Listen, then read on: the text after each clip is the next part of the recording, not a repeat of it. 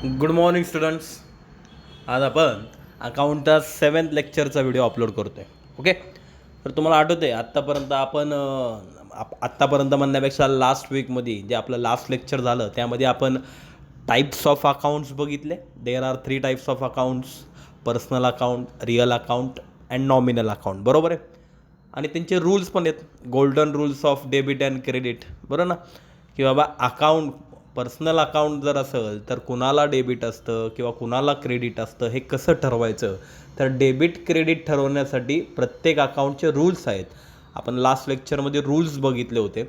परत एकदा मी ते रूल्स दाखवते किंवा परत एकदा नीट लक्ष द्या, रिवाईज करतो आहे, कारण मी तुम्हाला मागच्या वेळेसच सांगितलं होतं की हे इम्पॉर्टंट आहे.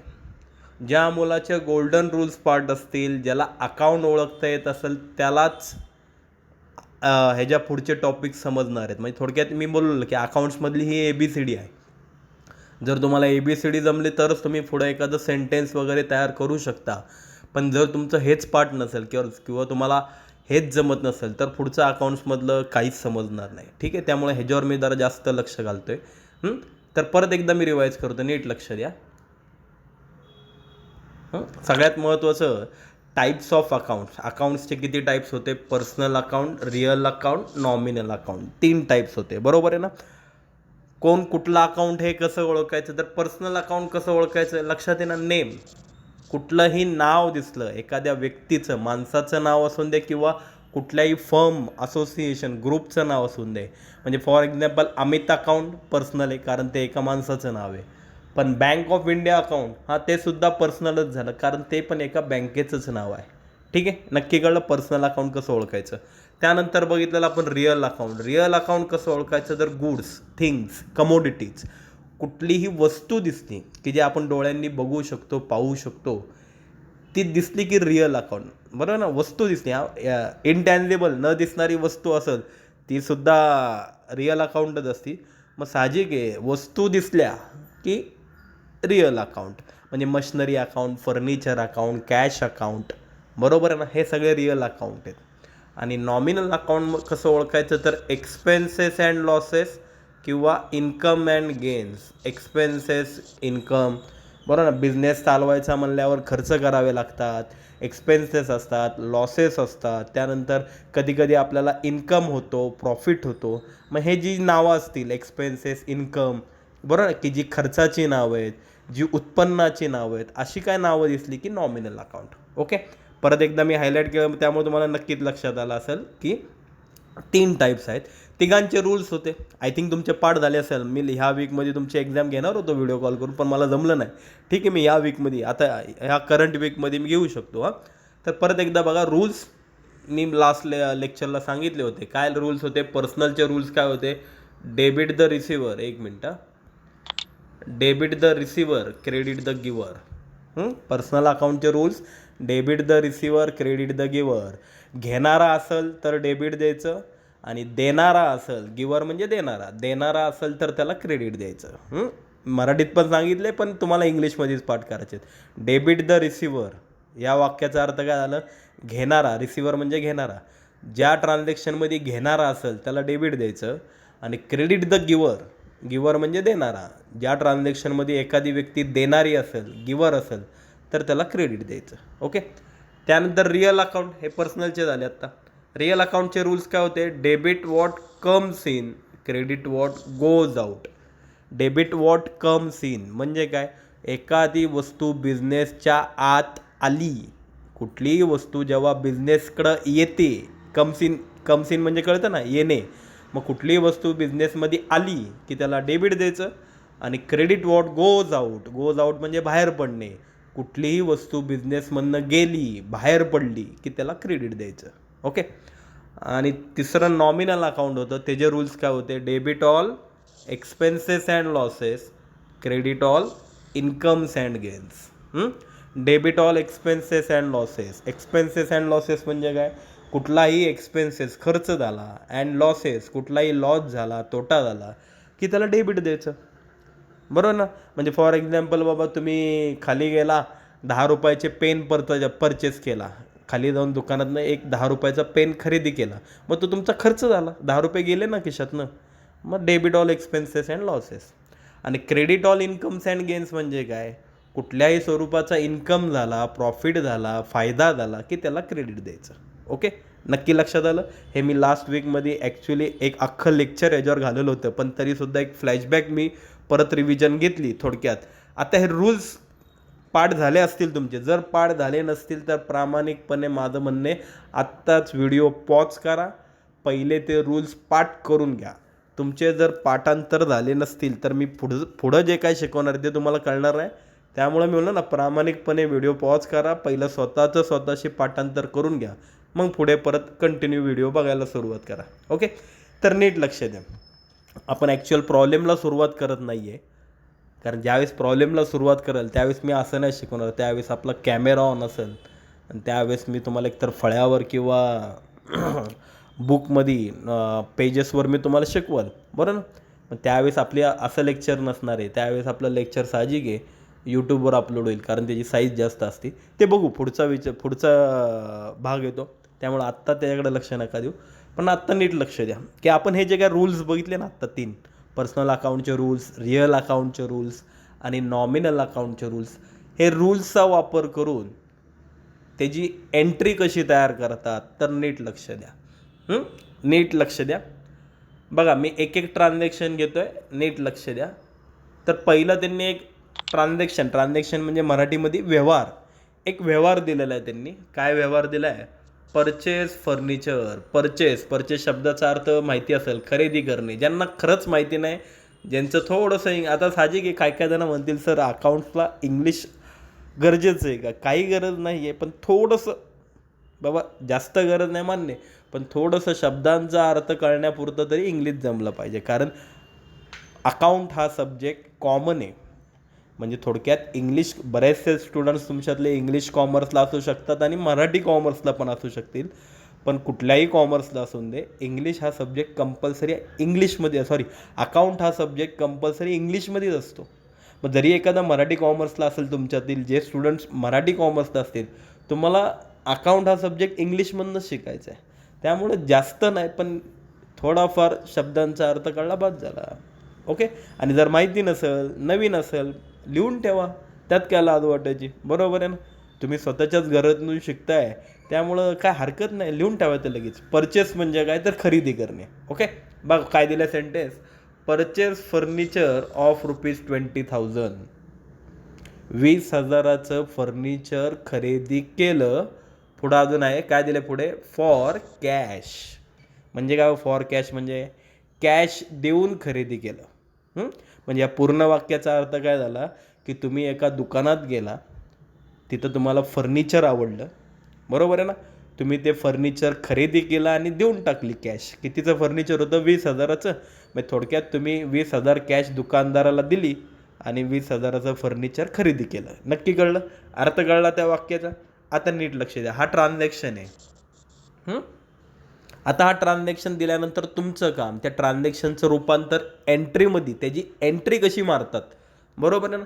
तर ती एंट्री स्टेप बाय स्टेप दाखवते, नीट लक्ष देता. आपली बॅच नाही आहे, बॅचच आहे म्हणा, पण आपली ऑनलाईन बॅच आहे. आपली वर्गात बॅच असते तर मला प्रत्येकाला व्यवस्थित बघून कळतं बाबा, तुम्हाला तुमच्या तोंडाकडे बघून मला एक आयडिया येते बाबा, तुम्हाला समजतंय नाही समजतंय, बरोबर ना. पण ही ऑनलाईन बॅच आहे, त्यामुळे साहजिक आहे, व्यवस्थित लक्ष द्या मी काय बोलतोय. तर आता नीट लक्ष द्या की हा जो काय ट्रान्झॅक्शन होता, ह्याच्यामध्ये टू ॲस्पेक्ट्स मीन्स 2 बाजू घडल्यात. म्हणजे नीट बघा, सगळ्यात महत्त्वाचं, तुम्ही काय परचेस केलं आहे, काय खरेदी केलं आहे, तर फर्निचर, बरोबर आहे. आणि त्या फर्निचरच्या बदल्यात दुकानदाराला काय दिलं तुम्ही, कॅश, बरोबर आहे. एवढं जर कळलं ना, म्हणजे तुम्हाला तो ट्रान्झॅक्शन जो दिलेला असतो, तो जो व्यवहार दिलेला असतो, त्या व्यवहारामध्ये कुठले मेन इम्पॉर्टंट वर्ड्स आहेत, कुठले 2 अकाउंट्स आहेत की जे तयार होऊ शकतात, ते पहिलं फाइंड आउट, ते पहिलं शोधायचं की सर ह्या ट्रान्झॅक्शनमध्ये 2 अकाउंट ओपन होतील. एक पहिलं अकाउंट ओपन होईल ते म्हणजे फर्निचर अकाउंट, बरोबर आहे, आणि दुसरं एक अजून अकाउंट ओपन होईल ते म्हणजे कॅश अकाउंट. नक्की कळलं. तुम्हाला पहिलं हे शोधता आलं पाहिजे की त्या वाक्यामध्ये कुठले 2 अकाउंट तयार होतात, एक म्हणजे फर्निचर अकाउंट आणि एक दुसरं म्हणजे कॅश अकाउंट. ओके, एवढं जर कळलं आता सगळ्यात महत्त्वाचं, अकाउंट ओळखले. आता त्या अकाउंटचा टाईप ओळखा, की बाबा फर्निचर अकाउंट पर्सनल येतं का, नाही. कसं ओळखायचं, नाव आहे का, फर्निचर कुठल्या माणसाचं नाव असतं का, नाही. मग फर्निचर तर पर्सनल आहे. फर्निचर हे रिअल येतं का, रिअल अकाउंट कसं ओळखायचं, वस्तू, हां मग बरोबर आहे, फर्निचर हे रिअल आहे कारण ती वस्तू आहे, बरोबर आहे. आता कॅश, कॅश पर्सनल आहे का, नाही. कॅश पण कोणाचं नाव नसतं. हां, कॅश हे रिअल आहे कारण कॅश ही सुद्धा वस्तूच झाली. तुम्ही तुमच्या खिशातनं जेव्हा पैसे काढून देता, मग ती एक प्रकारे काय झाली, वस्तूच झाली ना. मग कॅशसुद्धा रिअल आहे. ओके, झालं इथपर्यंत. ही पहिली स्टेप, त्या वाक्यातले 2 अकाउंट ओळखा. दुसरी स्टेप, त्या अकाउंटचा टाईप ओळखा. आणि आता शेवटची स्टेप, दोन्ही रिअल. आता एखाद्याला वाटलं हा दोन्ही रिअलच असतात का, तसं नाही आहे. एक पर्सनल, एक रिअल, एक नॉमिनल, असे तिघांपैकी कुठलेही 2 असू शकतात. आत्ता पहिल्या ट्रान्झॅक्शनमध्ये दोन्ही रिअल आलेत, एखाद्याला वाटलं असेल की दोन्ही सेमच असतात का, असं नाही आहे. ठीक आहे, बघा, furniture account, cash account, furniture पण रिअल आहे, कॅश पण रिअल आहे. आता रूल्स, रिअल अकाउंट रूल्स, आता नेमकं मी बॅक जाऊ शकता येत नाही मला, तुमचे रूल्स पाठ असतील, नसतील पाठ तर वही उघडी ठेवा, वहीमध्ये लिहिले असतील. तर बघा रिअल अकाउंटचे रूल्स काय आहेत, दिसते तुम्हाला डोळ्यासमोर, रिअल किंवा पाठ आहे तुमचं. रिअल अकाउंटचे रूल्स काय आहेत, debit what comes in, credit what goes out, बरोबर ना. मग त्याला मराठीत काय, आपण सोप्या भाषेत, एवढं पाठ करण्यापेक्षा पाठ तर करावं लागणार, पण लक्षात ठेवताना सोपं, आलं की डेबिट, गेलं की क्रेडिट. सोप्या भाषेत मी असंच सांगतो, आलं की डेबिट, गेलं की क्रेडिट. मग आता मला नीट सांगा, तुम्ही फर्निचर परचेस केलं आहे, तर तुमच्याकडं म्हणण्यापेक्षा बिझनेसमध्ये काय आलं आहे आणि बिझनेसमधनं काय गेलं आहे, तर फर्निचर परचेस केलं म्हणजे फर्निचर आपल्याकडं आलं आहे, डेबिट वॉट कम्स इन, त्याला डेबिट देताल. आणि त्याच्या बदल्यात तुम्ही दुकानदाराला कॅश दिली म्हणजे तुमच्याकडनं कॅश, बिझनेसमधनं कॅश गेली, क्रेडिट वॉट गोज आउट, त्याला क्रेडिट देताल. कळलं नक्की. पहिला अकाउंट ओळखलं आहे, मग त्यांचा टाईप ओळखला, मग त्या टाईपच्या नियमानुसार त्या टाईपचे रूल्स असतात, रूल्सनुसार कुणाला डेबिट आहे कुणाला क्रेडिट आहे ठरवायचं, बरोबर ना. किंवा ह्याच्यापेक्षा पण सोपी आयडिया ते मी पुढच्या ह्याच्यात शिकवलं, डेबिट क्रेडिट शिकवलं.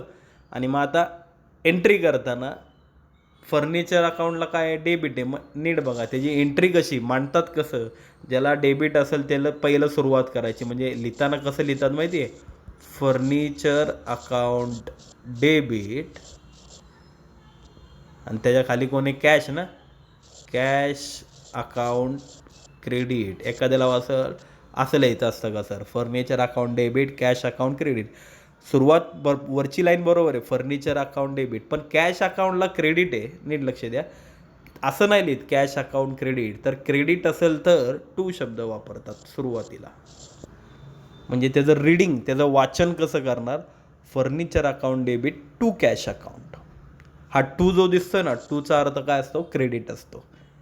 म्हणजे सगळ्यात महत्त्वाचं, तुम्हाला याच्या पुढं जेव्हा आपले प्रॉब्लेम स्टार्ट होतील, नीट लक्ष द्या मी काय बोलतो आहे, तुम्हाला हे जे वर ट्रान्झॅक्शन दिसतात आहे ना, वाक्य दिसतात आहे ना, अशी 10-15 वाक्य प्रॉब्लेममध्ये देणार, आणि त्या वाक्यांवरनं, त्या ट्रान्झॅक्शनवरनं तुम्हाला ही जी एंट्री तयार झाली ना आत्ता, furniture account debit to cash account, अशा एंट्री करायच्या असतात, त्याला जर्नल म्हणतात. ते आपलं पहिलं टॉपिक आहे. काय एंट्री झाली, furniture account debit to cash account, बरोबर ना. पण ती कशी तयार झाली, कुठले रूल्स वापरले, हे सगळं महत्त्वाचं लक्षात आलं पाहिजे. आत्ता स्टार्टिंग आहे, काही दिवसानंतर तर तुम्ही तोंडी मनातल्या मनातच एंट्री तयार करू शकता. ठीक आहे, पहिलं आहे, बऱ्याच जणांना पहिलं कळलं नसेल तर पुढचं मी अजून दाखवतोच आहे, बरोबर. नीट लक्ष द्या त्याच्या पुढे काय दिलं आहे.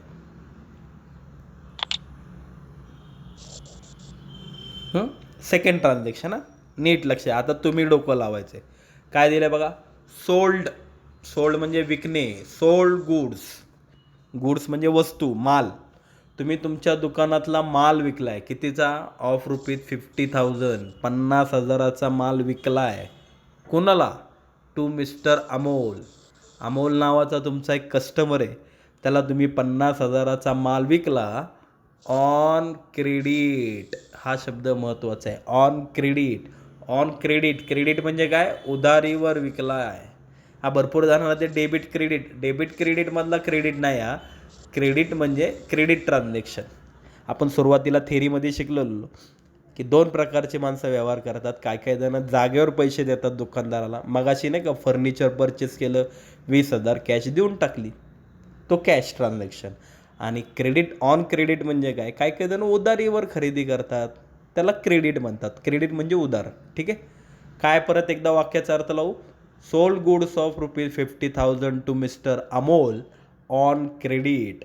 50,000 रुपयाचा माल अमोलला विकला. कसा विकला? ऑन क्रेडिट, उधारीवर विकला. म्हणजे अमोलला विकलाय माल, पैसे नंतर दे म्हणलो. बरोबर आहे ना, त्याला ऑन क्रेडिट. आता नीट डोकं लावा, ह्याच्यामध्ये कुठले कुठले अकाउंट तयार होतील किंवा ह्या वाक्यातले 2 इम्पॉर्टंट शब्द कुठले कुठले आहेत. तर सगळ्यात महत्त्वाचं तुम्ही काय विकलाय, तर गुड्स, माल विकलाय, म्हणजे पहिलं गुड्स अकाउंट. ओके. आणि कुणाला विकलाय, तर मिस्टर अमोल, त्यामुळे दुसरं Amol's, mister Amol account. Okay. 2 account तयार होतील, गुड्स अकाउंट आणि mister Amol account. Cash account हे तयार होईल का, की ह्याच्यामध्ये कॅश अकाउंट हे तयार होऊ शकतं का? नाही होणार. का नाही होणार? कारण हा क्रेडिट ट्रान्झॅक्शन आहे, उधारीवरचा व्यवहार आहे. जेव्हा आपण कुणाबरोबर उधारीवर व्यवहार करतो त्यावेळेस कॅशचा संबंधच नाही, कारण ट्रान्झॅक्शन उधारीवर झालं आहे. खिशातनं पैसे गेलेच नाही किंवा खिशात पैसे आले पण नाही. उधारीचा व्यवहार करतो ना तुम्हाला. उधार कशाला म्हणतात, की जिथं आपण पैसे न देता व्यवहार करतो त्याला क्रेडिट ट्रान्झॅक्शन म्हणतात. त्यामुळं क्रेडिट ट्रान्झॅक्शन असेल, उधारीचा व्यवहार असेल, तर कॅश अकाउंट ओपन होत नाही. ओके. त्यामुळं 2च अकाउंट आहेत. कुठले कुठले? गुड्स अकाउंट आणि मिस्टर अमोल अकाउंट. काय काय जणांना वाटेल की एका ह्याच्यात 2च दरवेळी अकाउंट असतात का, तसं नाही. 2पेक्षा जास्त अकाउंट्स पण तयार होऊ शकतात. आत्ता सध्या आपण 2च बघू. चला आता मग दोघांचा टाईप ओळखा. गुड्स अकाउंट, गुड्स म्हणजे वस्तू. मग गुड्स तर रिअल झालं सर, कारण वस्तू येते. आणि मिस्टर अमोल अकाउंट, अरे अमोल तर नाव आहे, एका माणसाचं नाव आहे कोणाचं तरी. मग अमोल म्हणल्यावर कुठलं अकाउंट झालं? अमोल म्हणल्यावर पर्सनल अकाउंट झालं. ओके. पहिला अकाउंट ओळखा कोण कोण आहेत. त्यानंतर अकाउंट ओळखल्यानंतर त्या अकाउंटचा टाईप ओळखा, कोण रिअल आहे, कोण पर्सनल आहे, कोण नॉमिनल आहे. ठीक आहे. आणि आता लक्ष द्या, आता कुणाला डेबिट आहे कुणाला क्रेडिट आहे ते ठरवा. एक सोपी आयडिया सांगतो, नीट लक्ष द्या. मगाशी मी बोललेलो, आता नीट लक्ष द्या. दोघांपैकी कोण डेबिट, म्हणजे दोघांवर कॉन्सन्ट्रेट करायची गरज नसती. दोघांपैकी कोणतरी एक डेबिट आहे कोणतरी एक क्रेडिट आहे, एवढं तर फिक्स आहे. पण कोण डेबिट आहे कोण क्रेडिट आहे हे ओळखायचं असेल तर माझं म्हणणं काय, दोघांपैकी जे सोपं तुम्हाला वाटते त्याच्यावर कॉन्सन्ट्रेट करा. जर तुम्ही त्याचं ओळखू शकला की त्याला डेबिट आहे, तर राहिलेलं दुसऱ्याला देऊन टाका. म्हणजे काय बोलतो, नीट लक्ष द्या. आता कळलं तुम्हाला मी काय बोलतोय. आता या दोघांपैकी रिअल सोपं आहे का पर्सनल सोपं आहे, तर माझ्या मते रिअल सोपं आहे, कारण रिअलचे नियम सोपे आहेत. त्यामुळं आपण रिअलवर म्हणजे गुड्स अकाउंटवर लक्ष देऊ. काय होते रिअलचे नियम, रिअलचे रूल्स काय आहेत? Debit what comes in, credit what goes out. बरोबर आहे ना.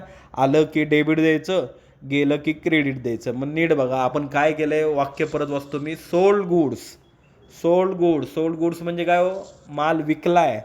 मग गुड्स विकले म्हणल्यावर गुड्स बिझनेसमधनं आले का बिझनेसमधनं गेले? विकले म्हणल्यावर काय झालं, गेले ना. मग गेले म्हणल्यावर क्रेडिट वॉट गोज आउट, ह्याला काय देताल, क्रेडिट देताल. कसं ओळखलं, कळलं ना. सोल्ड गुड्स, माल विकला म्हणल्यावर तो गेला म्हणल्यावर credit what goes out. Okay. आता नीट लक्ष द्या, ह्याला क्रेडिट आलं, मग साहजिक आहे हा जो राहिलेला आहे अमोलला डेबिट असणार. एवढी सोपी आयडिया. म्हणजे दोघांवर कॉन्सन्ट्रेट करायची गरज नाहीच आहे. दोघांपैकी एकावर कुणावर तरी लक्ष द्या जो तुम्हाला सोप्पा वाटतोय. त्याचं क्रेडिट का डेबिट काय आहे ते ओळखा, आणि त्याचं ओळखल्यानंतर राहिलेला आन्सर, ऑपोजिट आन्सर दुसऱ्याला द्या. मी काय केलं, गुड्सवर कॉन्सन्ट्रेट केलं. गुड्सचं बघितलं काय आहे, गुड्सला क्रेडिट आहे, मग त्याला डेबिट आहे. एखाद्या म्हणाल नको सर मला रिअल नाही आवडत, मी पर्सनलवर कॉन्सन्ट्रेट करतो. ठीक आहे, पर्सनलवर कॉन्सन्ट्रेट करा. परत एकदा बघा. Sold goods of 50,000 to mister अमोलला आपण या ठिकाणी माल काय केला आहे, विकला आहे. आपण अमोलला माल विकला, बरोबर आहे. मग विकला म्हणल्यावर अमोलला तो माल काय झाला, मिळाला ना. आपण विकला म्हणजे त्याला काय झाला, त्याला तो रिसिव्ड मिळाला. मग मिळाला म्हणल्यावर अमोल कोण आहे? रिसिव्हर आहे का गिव्हर आहे? अमोल हा रिसिव्हर आहे या ठिकाणी, बरोबर ना, कारण त्याला माल मिळाला आहे. आपण गिव्हर आहे, आपण दिलाय, आपण विकलाय म्हणजे आपण त्याला दिलाय, आणि अमोलला तो मिळाला आहे म्हणजे अमोल कोण आहे? रिसिव्हर आहे ना. मग पर्सनलचे रूल काय होते? Debit the receiver, credit the giver. Debit the receiver, म्हणून अमोलला डेबिट आलंय. तुमची मर्जी. दोघांचे नियम वापरायची गरज नसती. दोघांपैकी एकावर कोणावर तरी कॉन्सन्ट्रेट करायचं, एकाचं ओळखायचं, राहिलेलं दुसऱ्याला देऊन टाकायचं, झालं. आता याची एंट्री कशी कराल? मी मगाशी शिकवलं. एंट्री लिहिताना मांडताना कसं मांडायचं? हा रब पोर्शन आहे, हे तुम्हाला पेपरला दाखवायचं नाही. मी आज या 2 लाईन्स केल्यात ना, ही लाईन आणि ही लाईन, का हा रब पोर्शन आहे. मी वाटलं तर फुलीचं चिन्ह करतो, म्हणजे तुम्हाला एक्झामला हे नसतं दाखवायचं. हे मागच्या पेजवर कुठंतरी करा किंवा मनातल्या मनात करा. डायरेक्ट एंट्री लिहायची असते. एंट्री लिहिताना कशी लिहिणार? डेबिट क्रेडिट ओळखलं, कुणाला डेबिट आहे? अमोलला ना. मग वर अमोलपासून सुरुवात करणार. मिस्टर अमोल्स. कुठल्याही माणसाचं नाव असेल तर त्याला ॲपॉस्ट्रॉफी एस लावायचा. Mister Amol's account debit. हां, आणि क्रेडिट कुणाला आलं तर गुड्सला ना. मग लिहिताना टू गुड्स अकाउंट. टूचा अर्थ क्रेडिट, मग टू गुड्स अकाउंट. कळलं? एंट्री कशी मारायची, कशी मांडायची, कशी लिहायची, ते नीट लक्ष द्या. Mister Amol's account debit to goods account. अजून एक बघू. भरपूर आहे, मी भरपूर शिकवणार आहे, त्यामुळे तुमच्या लक्षात येईल व्यवस्थित. काही घाई करायची नाही आपल्याला. व्यवस्थित लक्ष द्या. आत्ताशी 1-2 बऱ्याच जणांना कळत नसेल, नवीन आहे, साहजिक आहे. कसं काय कळणार? 10वीपर्यंत कधी होतं का अकाउंट? बरोबर. काही कळलं नाही, टेन्शन घ्यायचं नाही. फर्स्ट टाईम न्यू सब्जेक्ट आहे तुमच्यासाठी, बिंदास. आणि काय अडलं तर मी आहेच, तुम्ही मला बिंदास फोन करू शकता, बरोबर. त्यामुळे टेन्शन घ्यायचं नाही, फक्त लक्ष देणं, प्रामाणिक लक्ष देणं गरजेचं आहे. पहिल्या ह्याच्यात नाही कळेल, दुसऱ्या ह्याच्यात नाही कळेल, अहो पण तिसऱ्यात कळेल, चौथ्यात कळेल, पाचव्यात कळेल, कधी ना कधी कळणारच आहे ना. ठीक आहे. मी तर असं म्हणतो की बाबा एखाद्याला अजून कळलं नसेल, आता कळेल. बघा, लक्ष द्या काय दिले. Deposited cash. डिपॉझिटेड म्हणजे भरणे. ओके, लगेच लिहून ठेवायचं. जे मराठी मीडियम आहे, प्रामाणिकपणे नाही कळला अर्थ, लगेच लिहून ठेवायचा मराठीत. Deposited cash ₹5,000 in to bank of India. 5,000 रुपये कॅश भरली. कुठं भरली? In to bank of India. Bank of India म्हणजे बँकेचं नाव दिलं. बँक ऑफ इंडियामध्ये जाऊन 5,000 रुपये अकाउंटला भरले. ओके, वाक्याचा अर्थ कळला. आता ह्याच्यामध्ये मला सांगा 2 इम्पॉर्टंट वर्ड्स किंवा 2 कुठले महत्त्वाचे अकाउंट ह्याच्यात तयार होतील. तर सगळ्यात महत्त्वाचं कॅश अकाउंट. का बरं? तुम्ही काय भरले? कॅश भरली, त्यामुळं कॅश अकाउंट. आणि अजून एक अकाउंट तयार होईल, ते म्हणजे कुठलं? Bank of India. कुठं भरलेत पैसे? बँकेत भरलेत ना. Bank of India account. Okay, 2 account तयार होतील, एक कॅश अकाउंट आणि एक बँक ऑफ इंडिया अकाउंट. ठीक आहे, एवढं तर कळते. आता दोघांचा टाईप ओळखा, कोण रिअल आहे, कोण पर्सनल आहे किंवा कोण नॉमिनल आहे. आता कॅश अकाउंट, कॅश काय आहे? वस्तू आहे, त्यामुळं कॅश रिअल. आणि bank of India sir personal आहे. का बरं? नाव येतेस, एका बँकेचं नाव येते, त्यामुळं bank of India personal account आहे. ठीक आहे. आता परत मगासारखं, कुणाला डेबिट आहे, कुणाला क्रेडिट आहे, अकॉर्डिंग टू देअर रूल्स, त्यांच्या नियमानुसार ठरवा. माझं म्हणणं आहे दोघांकडं बघत बसू नका.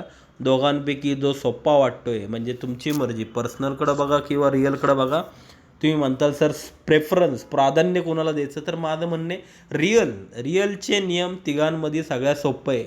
कम्स इन गोज आउट, आलं की डेबिट, गेलं की क्रेडिट. त्यामुळं मी पण सुद्धा रिअल अकाउंटलाच प्रेफरन्स देतो. ठीक आहे, त्यामुळं आपण पण इकडं रिअलकडं लक्ष देऊ. मग आपण बघू बाबा आले का गेले. काय वाक्य होतं? Deposited cash ₹5,000 in to bank of India. 5,000 रुपये बँकेत जाऊन भरले.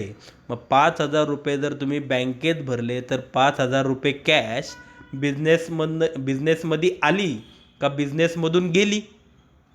आली का गेली? तुम्ही भरले म्हणल्यावर तुमच्याकडनं गेली ना ते. तुम्ही आज काय केलं? 5,000 रुपये काउंटरमधनं काढले आणि बँकेत जाऊन भरले. मग भरले म्हणल्यावर तुमच्याकडनं 5,000 रुपये कॅश गेली. Credit what goes out. त्यामुळं कॅशला काय देताल? क्रेडिट देताल. कळलं का? का क्रेडिट? कारण तुमच्याकडनं कॅश गेली आणि आता ह्याला क्रेडिट आहे म्हणल्यावर बँक ऑफ इंडियाला साहजिक आहे ह्याला डेबिट येणार. नाही एखादा म्हणाल नाही कळलं त्याला डेबिट कसं आलं, ठीक आहे नियम वापरा. कुठला अकाउंट आहे ते बाबा, पर्सनल अकाउंट आहे. पर्सनलचे नियम काय आहेत, debit the receiver, credit the गिवर, बरोबर. मग जर मला सांगा तुम्ही जर 5,000 रुपये कॅश बँकेत जाऊन भरली तर ते बँकेला काय झाले, बँकेला मिळाले का बँकेने आपल्याला दिले. आपण जर भरले म्हणल्यावर बँकेला मिळाले, म्हणजे बँक कोण झाली, रिसिवर झाली, डेबिट द रिसिवर. कळलं. म्हणजे तुमची मर्जी, माझं म्हणणं तेच आहे. ज्याला दोन्ही नियम वापरायचे नाही बाबा सर मला रिस्क नाही घ्यायची, बरोबर व्हेरीफाय करायचे दोन्हीकडं मॅच होते का, तुम्ही दोन्ही वापरा.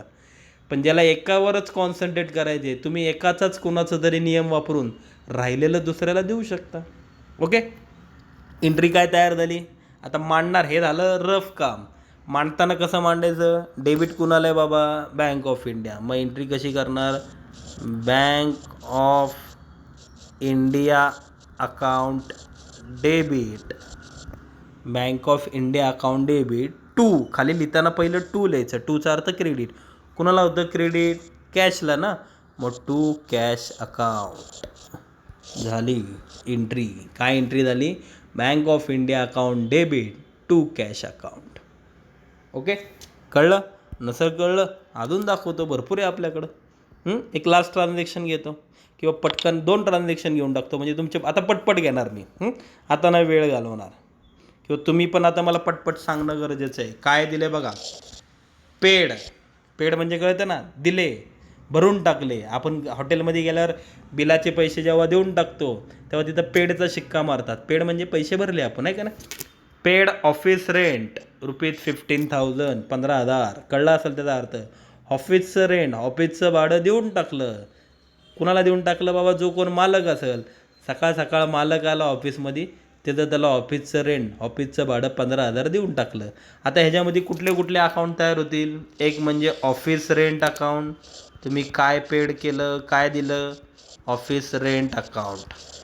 आणि सगळ्यात महत्त्वाचं, एखादं म्हणाल सर हां एकच आहे. आता नीट लक्ष द्या, दर प्रत्येक जणाला वाटतं की ते शब्द त्यामध्ये आलं पाहिजे. आता मला सांगा, तुम्ही ऑफिसचं रेंट, ऑफिसचं भाडं जर त्या मालकाला दिलं तर रेंट दिलं, भाडं दिलं म्हणजे काय दिलं त्या माणसाला. तुम्ही त्या मालकाला जर ऑफिसचं रेंट 15,000 दिलं, मग ते 15,000 म्हणजे त्याच्या हातामध्ये, त्या मालकाच्या हातामध्ये तुम्ही 15,000 काय दिली, कॅश दिली ना, म्हणजे कॅश अकाउंट. एखादा म्हणत सर त्यात कुठं कॅश शब्द आला आहे, शब्दानं आला पण कळलं पाहिजे की आपण जेव्हा एखादी गोष्ट पेड करतो म्हणजे थोडक्यात काय देतो आपण, कॅशच देतो ना. त्यामुळे त्यात कॅश शब्द नसला तरी समजून जायचं की अरे कॅश अकाउंट. ओके, 2 अकाउंट कळली कुठली कुठली, एक ऑफिस रेंट अकाउंट आणि एक कॅश अकाउंट. चला आता नीट लक्ष द्या, कोण कुठला अकाउंट आहे ते ओळखा. आता कॅश अकाउंट, कॅश तर वस्तू आहे, मगाचपासनं भरपूर वेळा गेलं त्यामुळे माहिती आहे बाबा कॅश रिअल आहे. आणि office rent account, office rent personal आहे का, नाव आहे का कोणाचं, नाही. ऑफिस रेंट ही वस्तू आहे का, ऑफिसचं भाडं ही कुठली वस्तू आहे का, रेंट रिअल आहे का, नाही. मग ऑफिस रेंट हे कुठलं झालं, ऑफिस रेंट हे नॉमिनल अकाउंट आहे. कसं काय नॉमिनल, कारण ऑफिस रेंट म्हणल्यावर सर ऑफिसचं भाडं, मग तो आपला खर्च झाला, एक्सपेन्सेस झाला. ऑफिस रेंट हा आपला एक खर्चाचा भाग आहे, त्यामुळं तो खर्च आहे. खर्च वगैरे काय असली नावं दिसली की नॉमिनल, बरोबर आहे. पहिल्यांदा आलं ना नॉमिनल. चला आता कॉन्सन्ट्रेट करा दोघांपैकी कुणावर तरी. माझं म्हणणे दोघांकडे बघू नका, कुणाकडं तरी एकाकडं बघून एंट्री करा. ओके, सोपं कोण आहे, आपण नेहमी प्राधान्य कुणाला देणार, रिअलला. मग नीट लक्ष द्या, debit what comes in, credit what goes out, बरोबर आहे. मग आता मला सांगा, तुम्ही जर पेड ऑफिस रेंट, ऑफिसचं भाडं 15,000 रुपये जर मालकाला दिलं, मग दिलं म्हणल्यावर तुमच्याकडनं कॅश आली का तुमच्याकडनं कॅश गेली, गेली, बरोबर बोलला तुम्ही. ऑफिस रेंट जर पेड केलं, ऑफिसचं भाडं जर मालकाला दिलं तर आमच्या खिशातले पैसे गेले, गेले म्हणल्यावर क्रेडिट वॉट गोज आउट, ह्याला क्रेडिट आणि ह्याला क्रेडिट म्हणल्यावर ह्याला उरलेल्याला डेबिट. झाले, केवढं पटकन झालं. आता त्याला डेबिट, ऑफिस रेंटला डेबिटच का आलं आहे, का आलं आहे शोधायचं असेल तुम्हाला, हाऊस असेल तर बघा नियम मॅच होतो आहे का. बाबा ऑफिस रेंट आपला काय आहे, एक्सपेन्सेस आहे, खर्च आहे, बरोबर. मग आपला खर्च आहे म्हणल्यावर नॉमिनल अकाउंटचे रूल्स काय होते, नॉमिनल अकाउंट रूल्स आठवतात ते किंवा बघा वहीमध्ये. नॉमिनल अकाउंटचे रूल्स काय आहेत? Debit all expenses and losses, credit all incomes and gains. Debit all expenses and losses. मग ऑफिस रेंट आपला काय आहे? एक्सपेन्सेस आहे, खर्च आहे ना. मग खर्च आहे म्हणल्यावर डेबिट ऑल एक्सपेन्सेस, तो डेबिट दिलं त्याला. का डेबिट? कारण तो एक्सपेन्सेस आहे. झालं. एंट्री कशी एंट्री करतात? ऑफिस रेंट अकाउंट डेबिट, ज्याला डेबिट आहे त्याचं पहिलं नाव लिहायचं. Office rent account debit. Credit कुणाला आलं तर कॅशला, त्यामुळं to cash account. Office rent account debit to cash account. Okay, नक्की कळलं? तर नीट लक्ष द्या. मी आत्तापर्यंत असे वेगवेगळे पहिल्यापासून सांगतो. परचेस फर्निचर ऑफ 20,000 हा एक ट्रान्झॅक्शन घेतला. Sold goods of 50,000 to mister Amol हा एक ट्रान्झॅक्शन घेतला. Deposited cash ₹5,000 into bank of India हा एक घेतला. आणि आत्ता एक चौथा घेतला, पेड ऑफिस रेंट ₹15,000. अशाचे 4 ट्रान्झॅक्शन घेतले. मी चौघांचे स्क्रीनशॉट काय जे मी लिहिलं व्हिडिओ असताना ते चौघांचे स्क्रीनशॉट मी पाठवतो आहे व्हिडिओबरोबर. फक्त एक थोडंसं म्हणण्यापेक्षा एक जे 5वं वाक्य होतं शेवटचं जे मी घेतलं नाही बघा. आहे बघा स्क्रीनवर बघा काय दिलं आहे. Received commission. मी वाटलं तर ह्याच्यावर होमवर्क लिहितो, मोठ्या अक्षरात चांगलं लिहितो होमवर्क. Received commission ₹10,000. अर्थ पण सांगतो की ₹10,000 आपल्याला कमिशन मिळालं. कोणाचं तरी काम आपण करून दिलं म्हणून खुश होऊन, ज्याचं आपण काम केलं ना, कमिशन माहिती तुम्हाला, मोबदला, की ज्या माणसाचं आपण काम केलं त्या माणसाने खुश होऊन आपल्याला कमिशन दिलं, म्हणजे आपल्याला ₹10,000 कमिशन मिळालं. अर्थ सांगितलं मी त्याचा. आपल्याला ₹10,000 कमिशन मिळालं. आता ते कसं एंट्री त्याची तयार करायची ते तुम्ही बघा. मी 4 ट्रान्झॅक्शन दाखवलेत. हे 5वं मी तुम्हाला स्वतः करायला लावतो आहे. ते जमलं तर चांगलीच गोष्ट आहे. जर ज्यांना जमतं आहे याचा अर्थ त्यांना अकाउंट कळायला लागलं. पण ज्यांना ते 5वी ट्रान्झॅक्शन 5वं जे मी होमवर्क दिलं ते जर जमत नसेल तर तुम्ही अजून काळजी घेणं गरजेचं आहे. ठीक आहे. मग सगळं मी सेंड करतो आहे, स्क्रीनशॉट सेंड करतो आहे. व्यवस्थित पहिले जे मी 4 शिकवलेत ते नोट डाऊन करून घ्या आणि मग 5वा त्याच्या पुढेच तुम्ही होमवर्क करून टाका. Okay, bye.